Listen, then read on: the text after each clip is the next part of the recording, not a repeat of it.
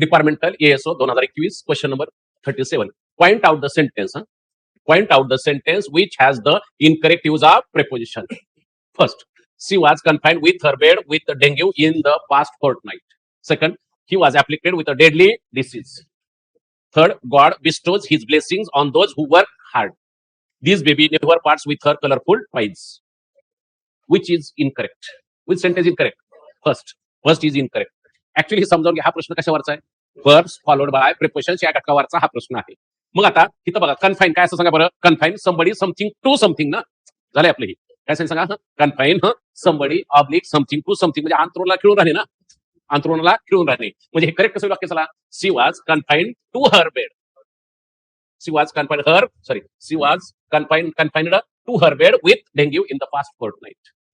की जरा कळाल की काही करेक्ट झाले का आपल्याला? ही वर्क फॉलो काय सांगा? कन्फाईन नंतर काय सांगा? Confine somebody oblique something to something. Second काय म्हणते बघा? He was afflicted. बघा, afflict somebody something with something ना. अरे बरोबर, ऍप्लिक काय सांगा? ऍप्लिक समबडी ऑब्लिक आहे समथिंग विथ समथिंग, म्हणजे एखाद्याला वेदना देणे, दुःख वगैरे देणे, पीडा देणे, छळणे, पिडणे. बरोबर आहे.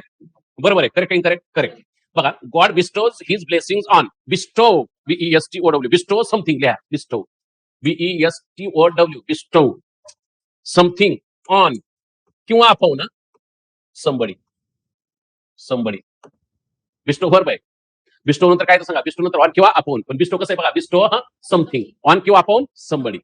मग पाहायच्यामध्ये गॉड म्हणजे एखाद्याला एखादी गोष्ट देणे, प्रदान करणे, एखाद्याला एखादी गोष्ट देणे, एखाद्याला आदर करण्यासाठी एखादी गोष्ट देणे किंवा प्रदान करणे असा अर्थ होतो. कशाचा सांगा? बिस्टो समथिंग ऑन किंवा अपॉन समबडी. म्हणजे मला bestows his blessings on those. Correct.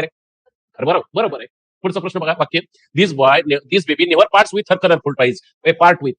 Part with म्हणजे चला सांगा, पार्ट विथ म्हणजे एखाद्याला एखादी गोष्ट देणे किंवा विकणे. म्हणजे second correct, third correct, fourth correct, first is incorrect. हा प्रश्न कळाला कशावरचा होता सांगा? Verbs followed by prepositions. असं परीक्षेला गेल्यानंतर आपल्याला कळणं अपेक्षित आहे की हा प्रश्न याच्यावरचा आहे.